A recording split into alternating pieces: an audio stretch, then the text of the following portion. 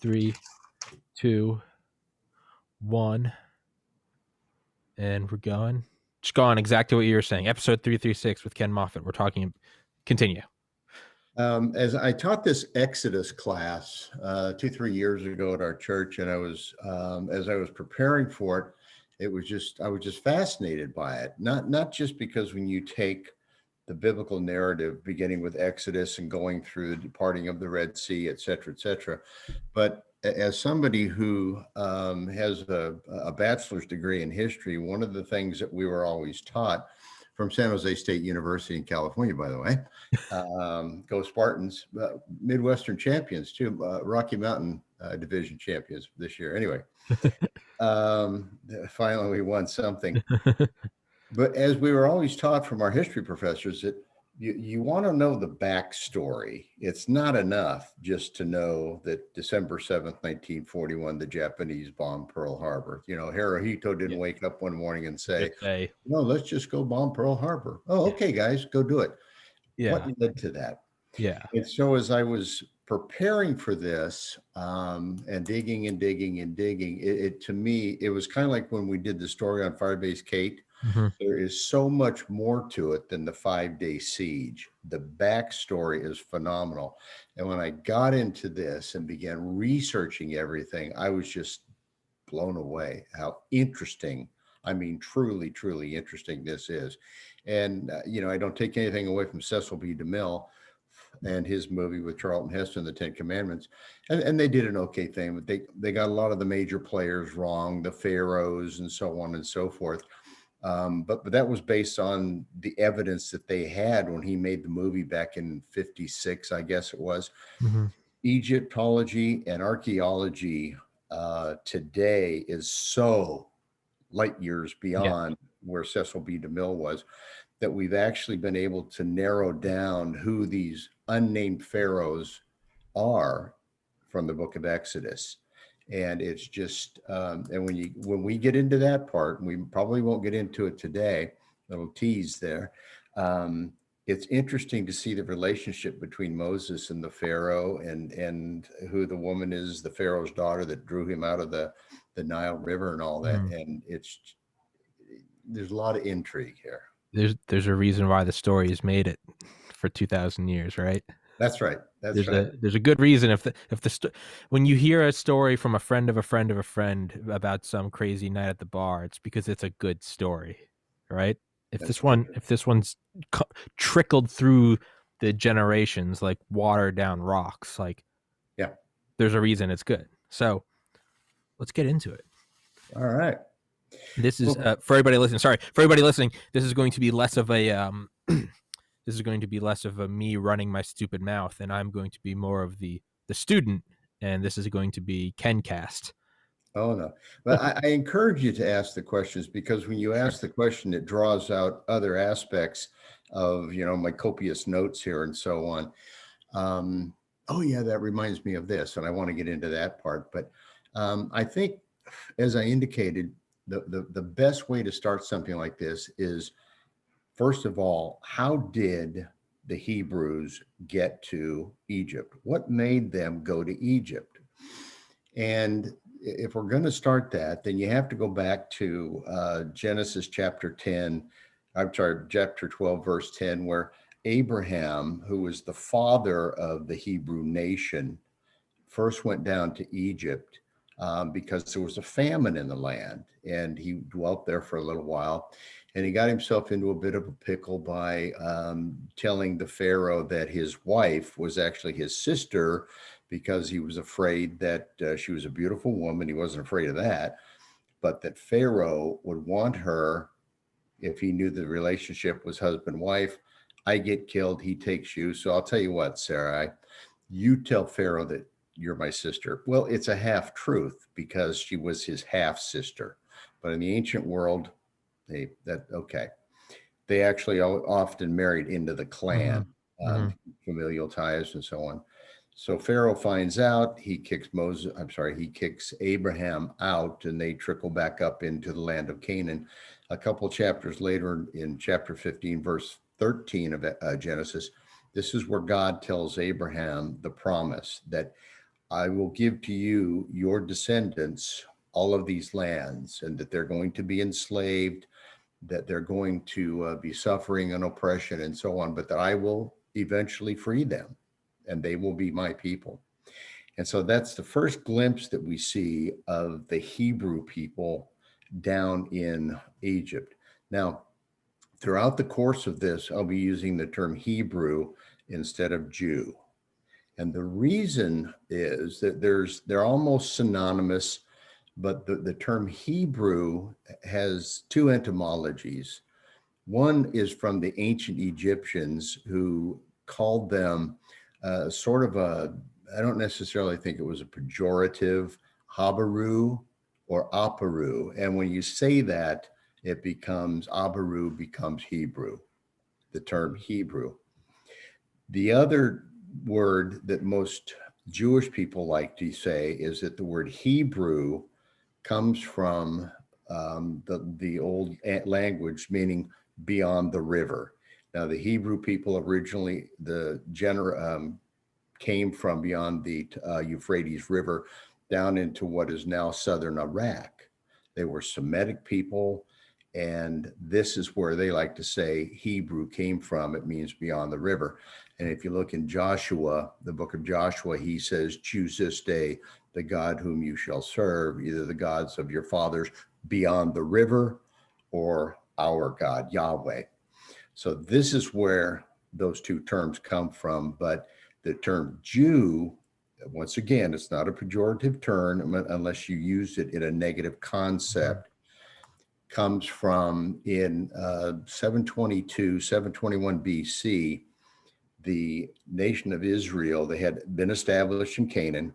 They were divided because after the death of Solomon, his son, Rehoboam, was a little bit heavy-handed with taxes and some other issues. And so some of the Israelites just formed their own kingdom, and they were known as the 10 northern tribes, and they were under Jeroboam. Well, subsequently, they just fell into deep idolatry and idol worship and so on. And God sent the prophet Isaiah, and he said, unless you straighten up, I'm going to put an end to you. Yeah. I am the God that you worship, not these stone idols. They didn't listen.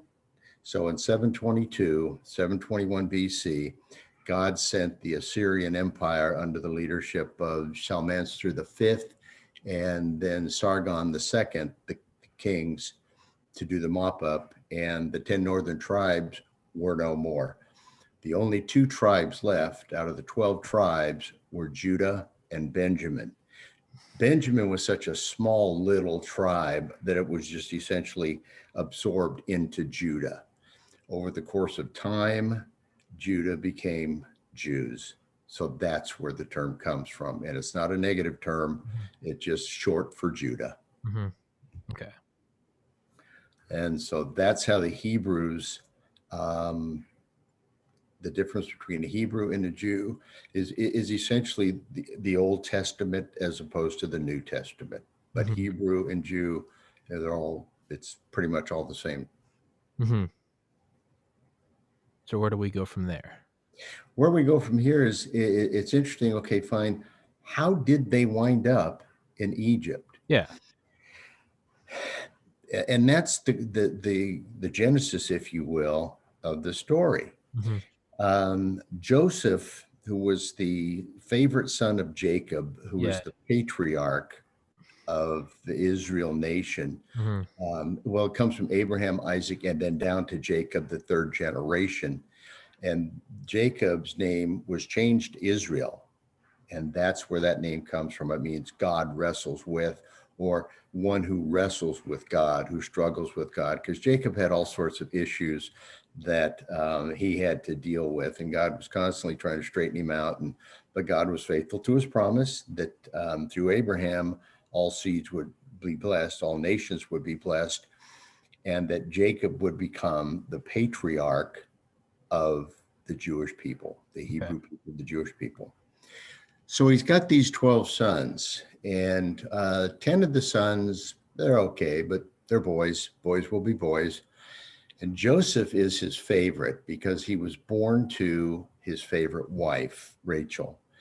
And then after Joseph was born, his younger brother Benjamin was born, and Rachel dies very soon after Benjamin is born. And Joseph is heartstruck because that was his favorite wife. I mean, I'm sure that he loved Leah and so on, but Rachel was his one.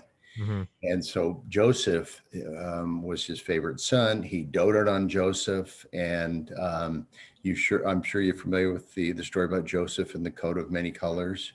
Well, I was gonna say I know just right. He had the dream about the crops, correct? That's correct. Okay, I don't recall the coat of many colors. Well, the coat of many colors was a coat that Joseph made for Jacob. I'm sorry, Jacob made for Joseph. And in the ancient world, it was considered an honor because most of the coats and things and so on were just sort of a drab gray, or if you had the money, they would be white and so on. But this was a multicolored coat, which indicated a position of prominence or a position of authority within a clan or something like this. So Jacob makes this coat for Joseph, his favorite son. The other sons are outraged that he's younger. So how does he have preeminence over us? We're the older of, and it went chronologically, the oldest son on down. So the 10 older brothers are out in the field tending the flock and so on and so forth. Joseph goes out and just to check on him because Jacob asked him to, and they say, okay, here comes Joseph, and he thinks he's better than us, and so on and so forth. I got an idea. Let's get rid of him. Let's kill him. Yeah. And so Judah, one of the brothers, says, I got a better idea. How about if we just throw him down the cistern and we don't kill him? Well, okay, fine. So they throw him down the cistern to get rid of him, and a Midian caravan comes through. The Midianites come through in a caravan. They eventually sell Joseph into slavery for 20 shekels of silver. They take him to Egypt, and that's where he goes. At 17 years old, he is now down in Egypt. And this is where the story gets really interesting. And when you're doing the historical research into this, you have to realize that this is where the Egyptians and the Semitic peoples are going to clash, because the Egyptians are not Semitic. Hebrews are Semitic. The other people that came down into what is called Lower Egypt, and that is around the Nile Delta, because Egypt, the Nile runs, the only river in the world that runs from south to north. And the reason it does this is because of where the Genesis, the headwaters of the Nile are in the mountains of the other countries of Africa, Uganda, and so on. And it runs down to the Mediterranean and empties into the Mediterranean. If it ran the other way, it would all be salt. Mm-hmm.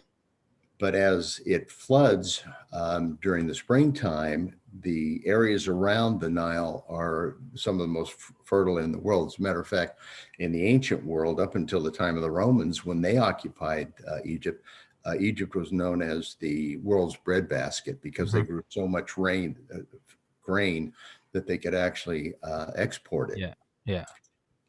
So here we have Joseph down in Egypt. He's been sold. Now, at this time in Egyptian history, it's called the intermediate period. We have the Old Kingdom, the intermediate period, and then eventually the New Kingdom. And we'll get into that in a couple of weeks, the 18th dynasty of the New Kingdom.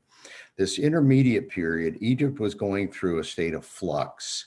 The internal turmoil, the culture was falling apart and so on. A group of individuals, also Semitic, who were eventually became known as the Hyksos, which is a Greek word that means foreign ruler. They came in from what is known as the Levant or the Fertile Crescent, which is Mesopotamia and so on, northern Syria. And so they're kind of like cousins to Joseph and his family. They're all Semitic peoples. They came down, and as they migrated into the Nile Delta area of Egypt, which is known as Lower Egypt, they became very numerous. Now, they in all likelihood went down there because of a famine. Famines were common in the ancient world. So they go down there, and eventually they become so numerous that they're able to take over this region of Egypt, kind of like some American cities that you go in Los Angeles and some cities like that. There's California, there's whole sections where Mexicans just run the whole show. Yeah, like Cuba or Miami and Yeah, Cuba, right? You could say Boston and Irish people, yeah, right? It's yeah. yeah. You are correct. Yeah. So you get the picture on that. So the Hyksos come in, the foreign rulers come in, these Semitic people, and they set up their own government. But they adopt many of the cultures of the Egyptian people, including the term Pharaoh. So here you have these foreign rulers, and the native Egyptians are pretty much driven south. And the native Egyptians had their own pharaoh, their own government in the what would be called the southern part of Egypt. Their capital city was Memphis, Mhm. and they were pretty much at odds. There was no out and out warfare, but during this period, Joseph is wrongly accused of trying to force himself on this individual named Potiphar. Now, Potiphar is probably an office within the Hyksos government. Some people, some scholars think it was like the commander of the guard or something along these lines. At any rate, his wife took a shine to Joseph, and because Joseph was assigned to be a slave in the house. And Joseph said, no, I can't do that. It's a violation of my relationship with Yahweh, my God. And, she says, well, I'm not concerned about that. This is what you're going to do. My husband's old. You're young. You get the picture. And so he says, I'm not doing it. And he flees the house, whatever. And as he's leaving, she grabs his coat and he leaves naked. Next thing you know, Potiphar comes home, and what's going on? Well, that young Hebrew boy that you brought to the house, this is what he tried to do. Joseph winds up in prison. It's while he's in prison that he interprets the dream that Pharaoh has, that these other two people, the cupbearer and the baker, have these dreams, and Joseph tells them what the dream is going to be. It's bad news for the baker. You're going to be hung. The cupbearer, you're going to be reinstored. So it happens. And Joseph's like, hey, cupbearer, on your way out of here, remember me when you get Yeah. to Pharaoh. And he's like, Yeah. got it, Joseph. Yeah. Yeah. Yeah. You're right. Remember me when you're famous. He's kind of That's right. throw That's some right. money my way. What's your name again? Oh, Yeah. yeah. Yeah. Yeah. Yeah. Holler So at me. he gets to Pharaoh. He gets to Pharaoh, and Pharaoh has this dream, and Pharaoh can't interpret it. So he calls his magicians in. And what was interesting about the ancient world, and we also saw this with Nebuchadnezzar many, many, many years later, that the magicians will say, "Okay, you tell me what the dream was, and I'll tell you what. I'll tell you the interpretation." And he goes, "No, you tell me what the dream was." They couldn't do it. So at this time, the cupbearer says, "You know what? I know this young Hebrew guy back in the prison. He was able to interpret my dream, and I didn't tell him what the dream was." Pharaoh calls him in. He interprets the dream. One thing leads to the next. And the dream is about the 7 years of fat Mhm. and the 7 years of plenty, the cattle and so on. Joseph says, this is what this means, that you guys are going to have all the grain you can imagine for 7 years. And then you're going into 7 years of drought. And Pharaoh's like, really? And he makes Joseph what was called the vizier, or the number two in Egypt. That's how Joseph becomes a prominent player in Egypt. Mhm. Now, this is still the Hyksos. These are not native Egyptians. Sometime later, there's another drought. And Joseph's brothers, the one that sold him to be into slavery, they trickle down into Egypt. Now, they don't realize who they're dealing with, but Joseph recognizes them because they think Joseph is languishing in some slave pod or something Mhm. that they sold him into. And here he is, the number two guy in Egypt. They have no clue who he is, but he recognizes them. One thing leads to the next, and he desperately wants to see his younger brother, Benjamin. And they buy the grain, they go back, and he tricks them to keep coming back. And finally, he says, He elicits from them about their family, about his dad, because he wants to know about Jacob, but they don't know that it's his son. And so they tell him, yeah, we have brothers. We have a younger brother, Benjamin, and we have my dad, Jacob, blah, blah, blah. So he arranges, eventually, he tricks them into all of them coming back. And once they get back, he reveals himself as their brother. Mm-hmm. And they can't believe it. So now the whole family is there. Then Jacob comes down, and Jacob is just elated that Joseph is alive. So now all of the brothers are here. Jacob is here. Jacob is a wealthy man, so his entire ensemble and everybody is down there with him, his herds and so on and so forth. And Pharaoh tells them, you have done such a wonderful job that I will give you the choice land, which is the land of Goshen, which is in the eastern Nile Delta. And I mean, you can see commercials today that's where some of the best farmland in Egypt is. Yeah. You know, the mypillow.com guy is like, this is where our Yeah. cotton comes Yeah. from. Yeah. The Giza sheets. Yeah. Yeah, that's right. You hear those ads everywhere. Yeah. That's exactly correct. So that's how originally the Hebrews and the other Semitic peoples got into Egypt. It wasn't an armed rebellion or an armed takeover. It was just through mass migration that here we are. So eventually, Joseph died. Jacob dies. They take him back to Canaan. He is buried. Joseph dies at 110 years old. He spent 93 years in Egypt. And now all of his brothers are dead because they were actually older. So, but now their children and grandchildren, great grandchildren have multiplied to the point where the native Egyptians decide we need to do something about this.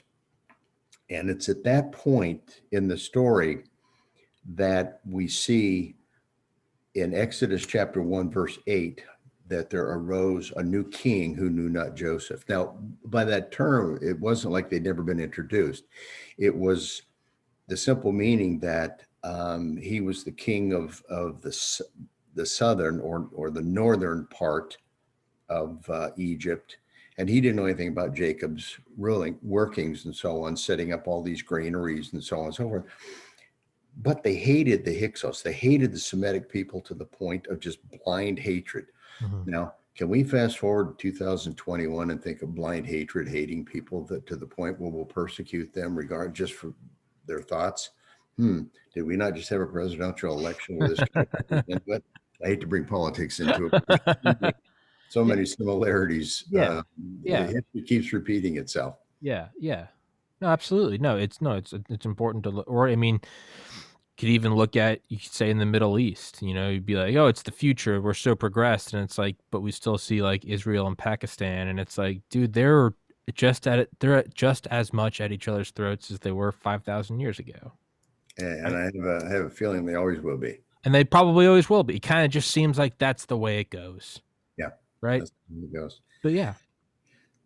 So this Pharaoh by the name of Ahmose, Ahmose, he takes power, the native Egyptians, and he says, I'm driving those Hyksos out of town. So he does. He drives them out. And during this war with the Hyksos, either those that were not captured or killed fled to southern Canaan, which is now southern Israel, or back to the Levant and so on. Those that were unfortunately remained became oppressed, and those were the slaves that Scripture talks about. And this is the promise that where God makes to Abraham in Genesis 15, chapter 13, that your children and your descendants will be enslaved by a people for 400 years, and I will bring punishment upon those people. Mm-hmm. So that's how they got down there into Egypt. Yeah. Yeah, I was gonna say, no, it's a good thing you brought that up. How did they get there? Because I mean, even I remember just, you know, going to Catholic school and high school, you always learned about it. But yeah, I guess, you know, it's like in physics, and you learn, you're like, you know, then the planets formed and the stars formed, and you keep going backwards, and eventually it's like, well, how did everything get here? And it goes to the Big Bang, and then you're just like, wait, what? So it kind of makes, you know, you kind of do have to go into that, because otherwise you just, at least in my memories, just growing up, it's like the Jews were in Egypt, and you just kind of take it and run with it. You're like, of course they were in Egypt, but no, it's like, well, hold up, like take a step back. What happened? Why? Yeah. So yeah. How did they get here? And it's important to know how they got there because it fulfills what God told Abraham back in Genesis chapter 15. All of this came to pass exactly as God said that. So we fast forward a little bit. That Pharaoh Amos impresses these people with harsh labor and so on and so forth. And he has a son, and his name is Tutmos the First. And Tutmos the First has no male children. Now, you got to understand something about ancient Egypt. Ancient Egypt was a little bit different than the other ancient cultures. The succession in the kingdom ran from father to son to grand, all the way down. If you are the father, you have a son, he has a son. That's how it went. In ancient Egypt, it was matrilineal.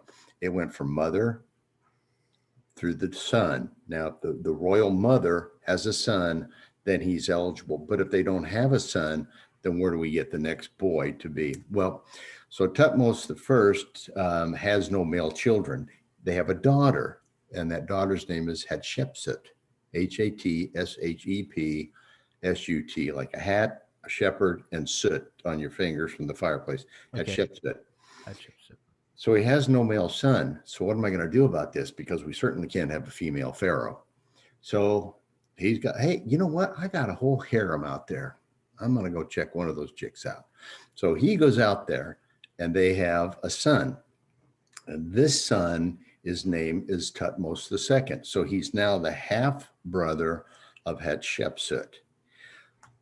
So Pharaoh Tutmos I thinks, you know what? This will be a good idea. I got to get a boy out of this deal. I'm going to have Hatshepsut marry her half brother, Tutmos II. They'll have children, and I'll get a son out of the deal because Hatshepsut is a royal daughter. Mm-hmm. So if she has a son, that's part of the royal lineage. Well, they don't have a son. They have a daughter, and that daughter dies. So what does Tutmos II do? Same thing his father did. I got to hear him out here. I'm going to go. And they actually have a son, Tutmos II, and one of his concubines out here. They have a son. That's Tutmos III. Now just put him on the back burner here for a quick minute.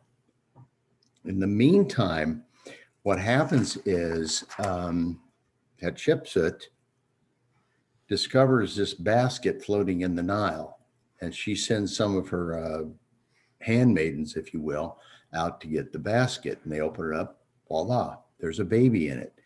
Now, most scholars believe that she was probably about 7 or 8 years old when this happened, when she found the baby. So what does any 7 or 8-year-old girl do with a little baby? Oh, I want him, I want him, I want him.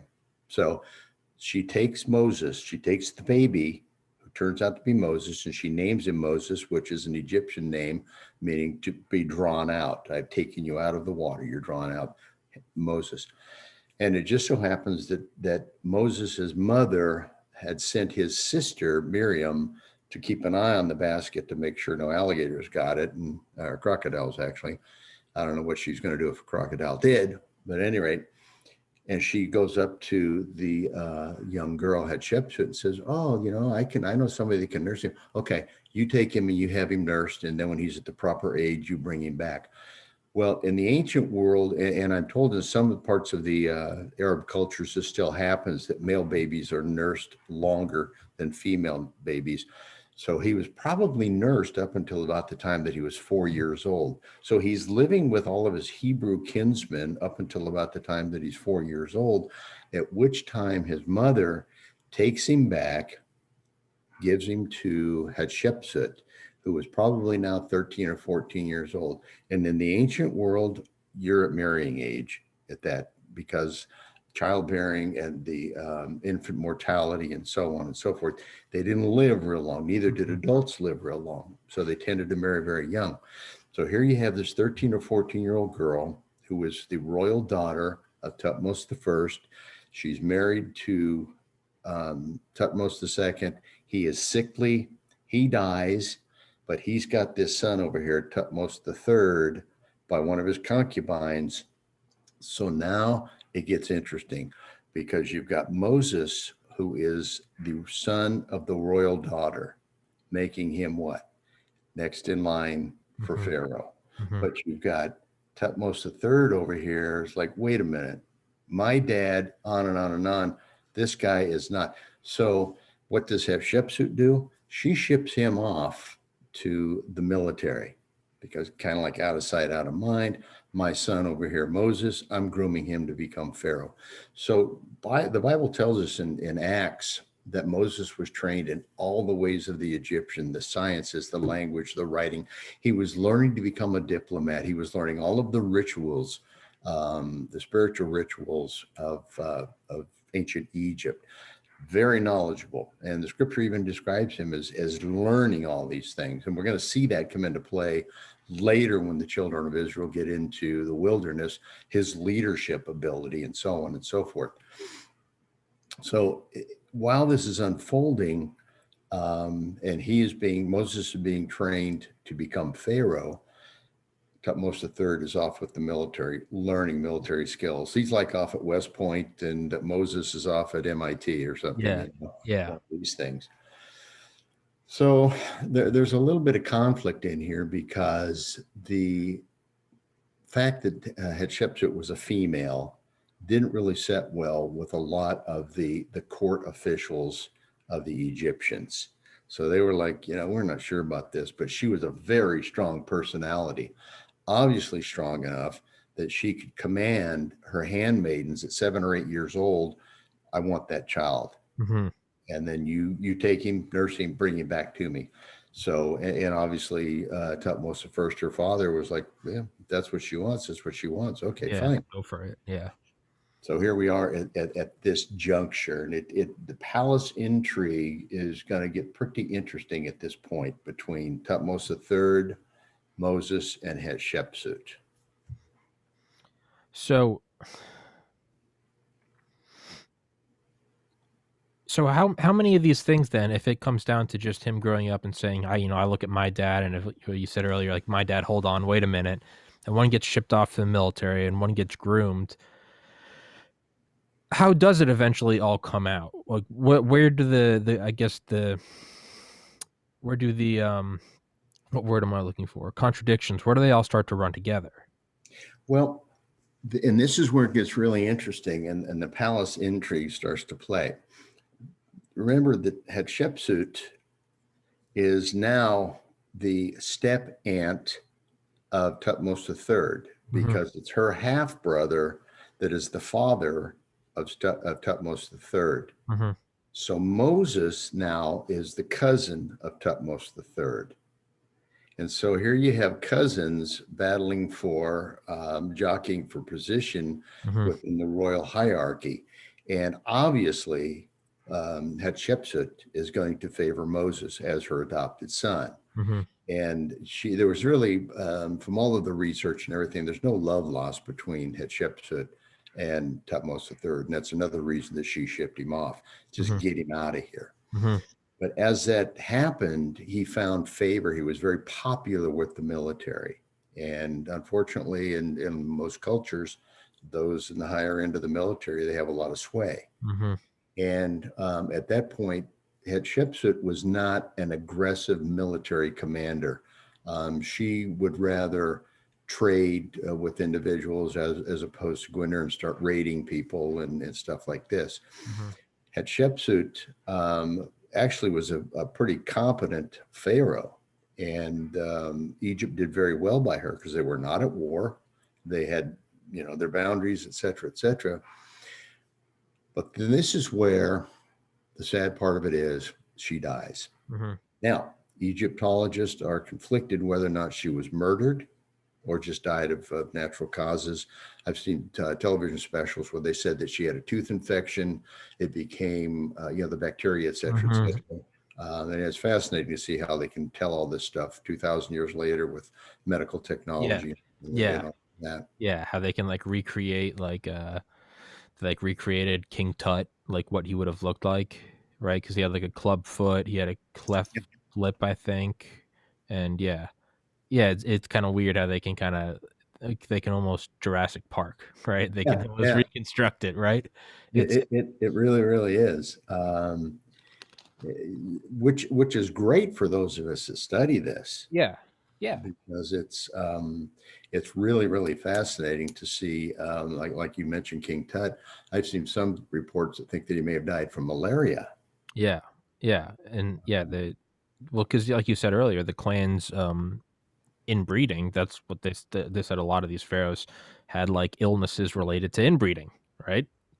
Just genetically malformed. That's right. That is exactly correct.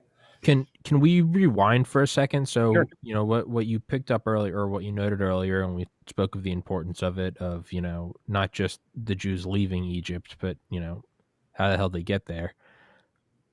Do we know how baby Moses ended up in the river just from the get-go? Because We again, it's do. like we see him in the basket, we pick him up, and it's like, but like rewind. Did that go over my head? Did you say Nope. that? No, I didn't. It's a great Okay. question. It's a great question. And I should have alluded to that. Um, my wife is corralling the cat in the background over here. So Well, hey, weren't cats were praised in Egypt, weren't they?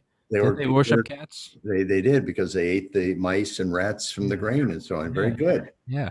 I'll have to thank my cat for injecting Make herself. an appearance. Yeah, yeah, Um, Part of the decree from Amosa, Pharaoh Amosa, the one that put them into bondage, was that all the male children, I'm sorry, Hebrew male children, would be put to death.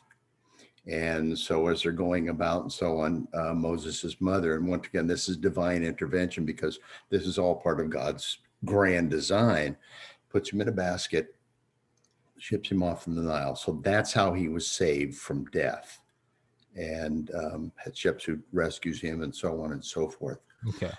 So, but that is a good question because you have to figure out, okay, what would in the world would anybody be doing in a basket in the Nile? Yeah, yeah, yeah. Again, it's the it's there's the it's like there's a chicken, and it's like, well, where'd the chicken come from? The egg, and it's like, well, where the hell did the egg come from? But right, so you kind of have to flesh it out. So all right, that's just kind of how my OCD mind works. I kind of gotta look at the loose ends, or as my one of my favorite authors, Roger Williams, says, you got to make sure the sheets are tucked in a story. You got to make right, no frayed edges. You got to make sure the sheets are tucked in.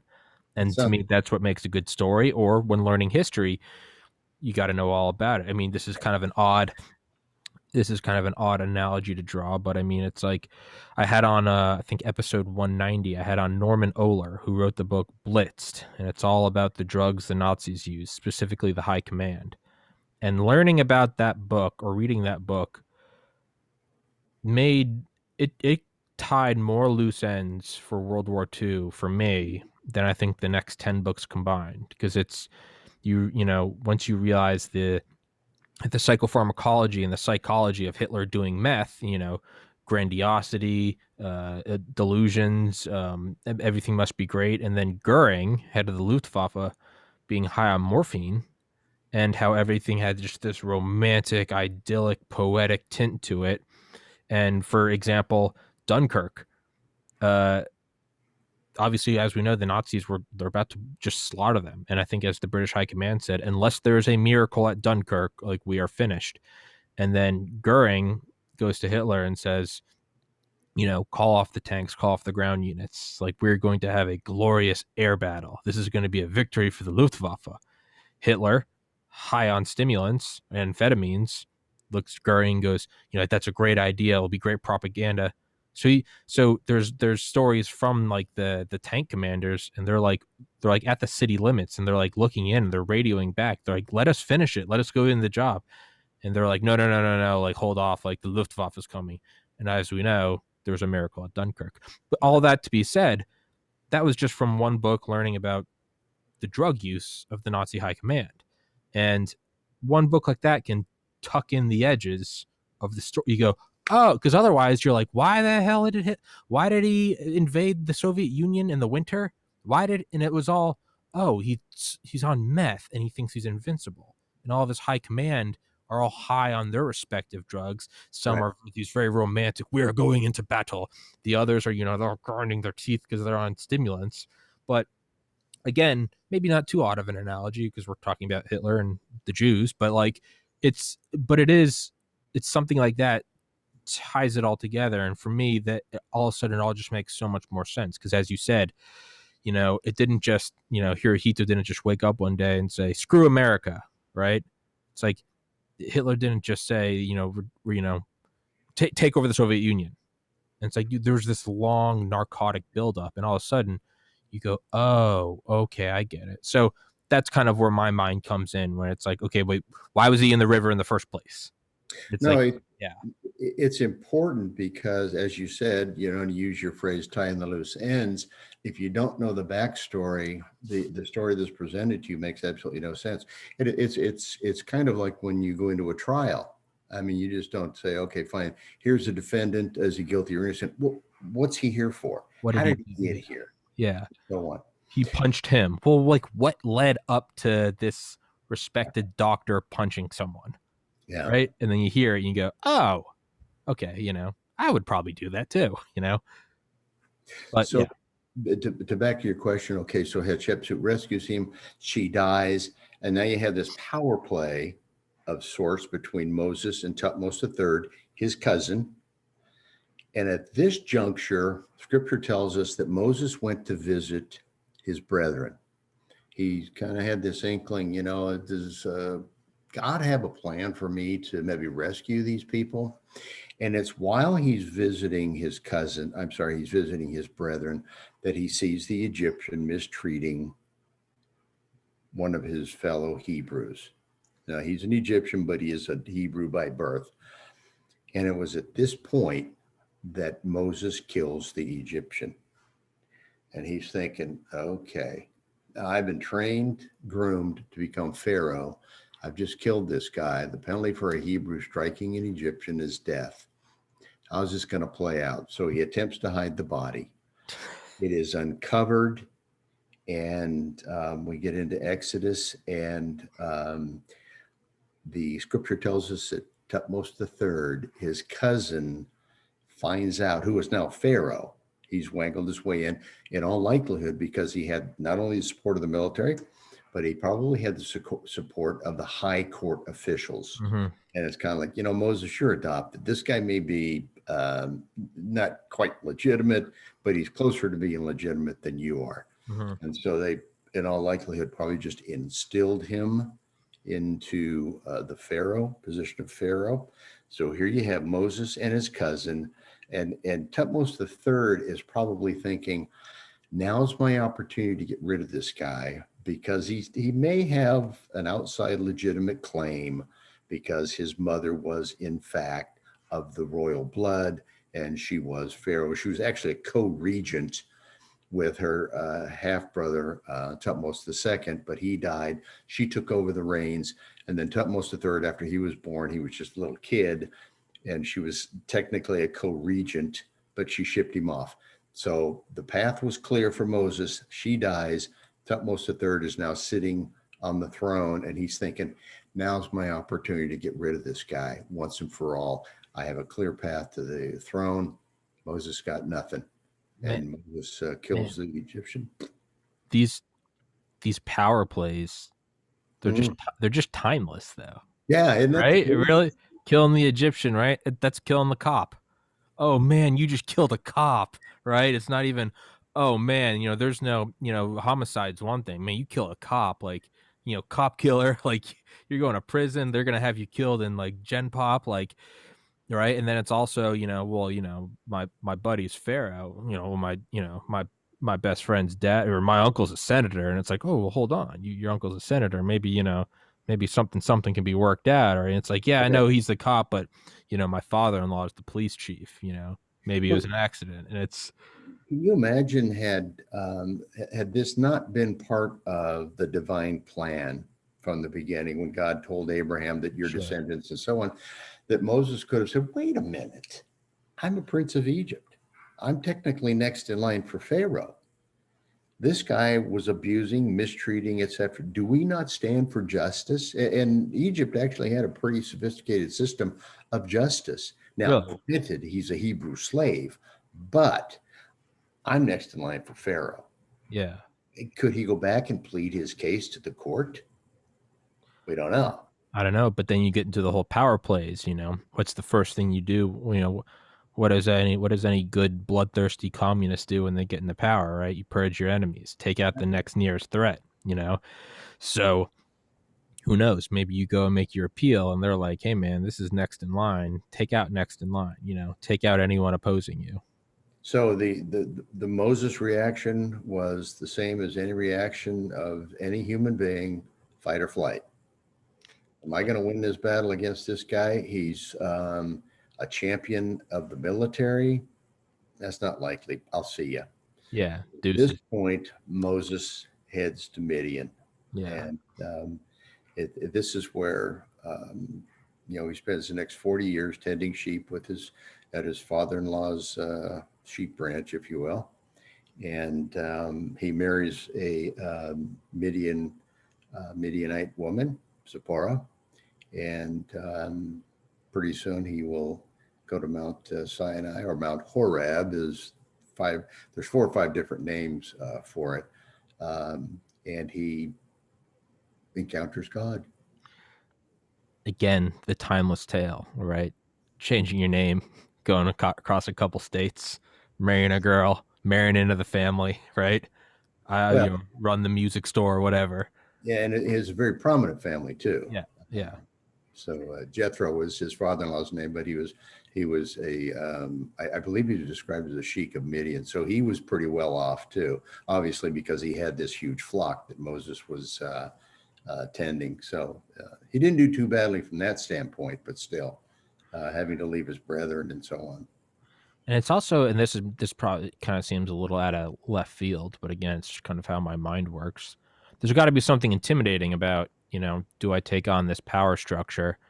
Because it's also like, a neat thing back then is like, nice fitting shoes, and then all of a sudden, like the government power, they have pyramids, like, and it's to think about. Let's think about structures right now. Eiffel Tower, I think 1886. And then we have Chrysler Tower in 1929, I think. Empire State Building in 31. And then we have the World Trade Center in 72. Sears Tower, 74. Petronas Towers, 96, I think. Taipei 101.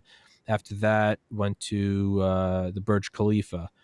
So even now, like a long reign, like the Empire State Building is considered like the long reign of like it held the world's tallest tower record for like 40 years. That's considered like long. After that, it gets chopped down to about 10 to 15 years per tower. Even now, the one in the middle in Dubai, the Burj Khalifa, is going to be surpassed by the Jeddah Kingdom Tower. And that one's not even finished building. And there's already a new one planned in Dubai called Dubai Creek Tower, which is point of me saying all of that is the long reign is 40 years. The pyramids they were the tallest things for thousands of years. Right. So I say that to say, even that there is some weight behind, where it's like, think of how alien those things and how intimidating those must have been, right? It's like sorry, I know I'm going on a rant, but it's like, imagine living in like a third world nation and then looking at the United States, and it's like, you kind of understand the whole like propaganda importance of going to the moon. You're like, am I going to live in this like third world communist enclave? I barely have running water. That country's going to the moon. There's this shock and awe, if you will. So being alive back then, there's just, that's again, I know this has nothing to do with anything we're talking about, but it's just, I just look at something like the pyramids and it's like that alone, no pun intended, that's got to put the fear of God in you, right? Sorry, and Moses saw it all. And Moses saw it all. Yeah. It wasn't something that wasn't, and he knew the power of Egypt. He knew the grandeur of Egypt. He knew militarily what Egypt could do. So for him to go and stand in front of, let's just say, the honor graduate from West Point, who is now sitting on the throne, and he's got all these military people around him and all the court officials, and Moses says, that should be my. I'll tell you what, Moses, my guys are taking you out and they're killing you this afternoon. You may be dead before you leave the palace. Yeah. Yeah. Moses weighs his options, but once again, this is all part of the design that God had set into place. And I think that that's one of the most fascinating aspects to this for those of us that are believers, Sure. that believe that everything that we read here, and archaeologically, when you go back and you look at the tombs and whatnot of these pharaohs, a lot of what we're talking about here is borne out. Real quickly, now I'll save that for the next one, because it's kind of an interesting tease about why we do not hear about these pharaohs and so on and so forth. But well, we got another 5 minutes for everybody listening. Ken and I were going to do these as a series of just hour-long lectures, because even when I listen to stuff on YouTube, I know I start to tune out at about an hour. So I think it will be best to just do it into, we can do 50 snippets. I don't care. But that being said, we still got 5 more minutes before the hour. So why don't you leave a little teaser? Well, you stop to think about this, and Moses was being trained and all this. So why would he give all this up? And like we said, he saw his Hebrew brethren being mistreated, and he kills the Egyptian. He flees to Midian, becomes a sheep herder at his father's flock, and father-in-law's flock. And it's at this point that he has this encounter with God. And you got to remember that Egypt was a polytheistic society. They had something like 84 to 100 primary gods. And God is going to take those gods on. Yahweh, our God, the Christian God, and even the Jewish God, is going to take on those gods of Egypt. And when he takes those on, it's a polemic against these very 10 specific gods that Egypt looked at. Mm-hmm. The very last one was Ra, which was the Pharaoh, was the incarnation or the embodiment of the Egyptian sun god. Yeah. And this is where it gets pretty interesting.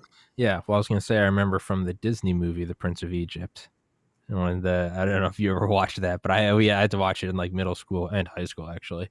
But yeah, it's not going to make sense. But there's just like whole musical score scene where it's like the pharaoh's like priestesses or priests are trying to intimidate Moses, and the whole thing is like the power of Ra. That's kind of like the refrain. It's like the power of Ra.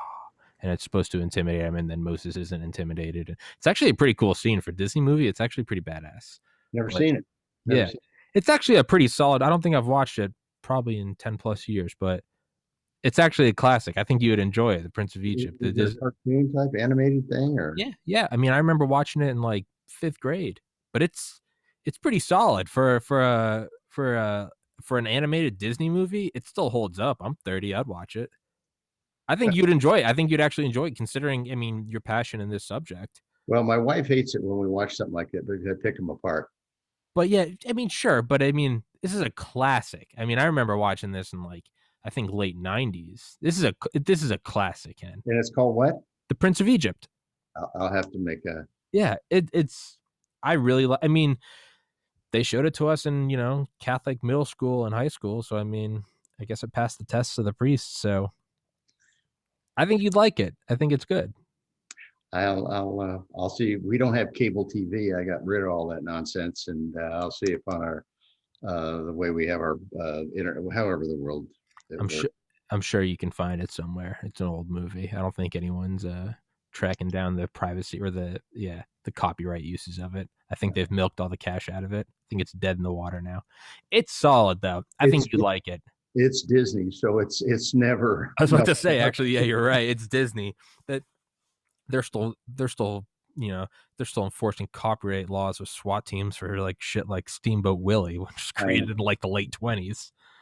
Sounds like Don Henley and the Eagles. Yeah. 34 years ago, we had a song. Well, if I don't get paid something for that, how much money do you need, Don? Yeah, right. How rich is rich? Yeah, yeah.